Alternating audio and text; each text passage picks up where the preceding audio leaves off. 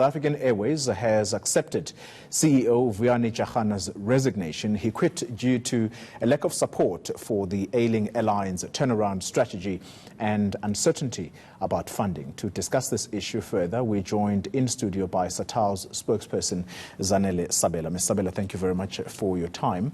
So how are you reading this as Satawu, this sudden departure, and you get to hear the details of what he lists in his letter as the number of obstacles that stand in the way of this long-term strategy? We are disappointed. We thought Jarana was the man to take SAA forward and to turn it around. And so to find that 18 months into the contract he is now leaving is actually quite disappointing. We liked him because at the beginning when he started, he brought in the unions and, explained his turnaround plan to us, and literally was consultative. Although I will admit there were times when we butted heads, but, we didn't expect to agree with him every time, all the time. And so it was to be expected. But the overall feeling is that we're disappointed. He is perhaps one of those people that, as some people have said, that was trusted to actually stabilize that airline. Did he do that in your view? And was he the man to really turn things around at this airline? Well, he has started. There were a few measures that he had put in place that, were pointing to things going a certain direction. He had centralized procurement in terms of deals that were beyond a certain level. Those were centralized to make sure that the costs were controlled. They were also looking into routes. Take, for instance, the London route, which used to have 2 flights per day, and they weren't making much money out of that, so they ended up having just 1 flight a day.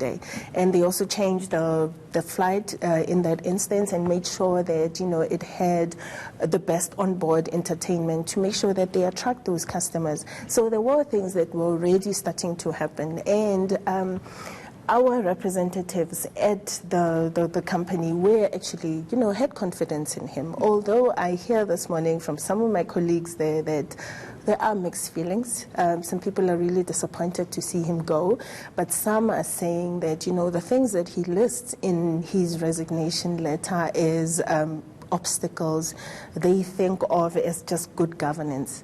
So, yeah. Let's go into some of those things that are listed there. He says there's uncertainty about funding to implement this long-term strategy. He talks about delays in actually delivering on decision-making processes because of the reporting lines that he says have become blurred. When you hear the list of all these things, I think there are about 10 that are contained in that 4-page resignation letter. Who's to blame when you look at all of those issues combined there? Are you expecting me to apportion blame? But generally, what he expected is that when he said that, he expected the company to break even by 2021, he had this figure of 21 billion in mind. And I think in his mind, he thought when he mentioned the 21 billion that it would be given to him from the beginning, so he could do what he planned to do from the start. But then, as you know, that didn't happen. And lately, there has been that feeling that, all those bailouts that were required were not forthcoming. So I think that could have been one of the reasons that, he felt frustrated. He also cites the fact that, he has been reporting to about 4 ministers in the 18 months that he's been there. And for him, that is a bit too much. He also said, he said this a few times, that the reporting line makes it very hard for him to move as quickly as he needs to in the particular industry in which he's in. That is something that he vocalized some time ago, and I'm actually quite surprised that maybe it wasn't attended to, or maybe he just expected too much. Final question to you. Part of what is mentioned in that letter was the expectation that some kind of guarantees would be mentioned in Finance Minister Tito Mbowene's last budget speech. That didn't happen, and it presented them with all sorts of headaches. When you look at that, combine that with the sentiment that Tito Mbowene said, actually SAA is among the entities that he doesn't feel need to still, stick around.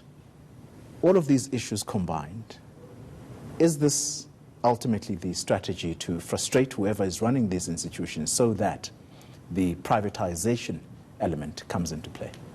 You know, I actually would be reluctant to say that, because when Jarana was brought in, it seemed that, you know, there was a strategy that they wanted him to follow.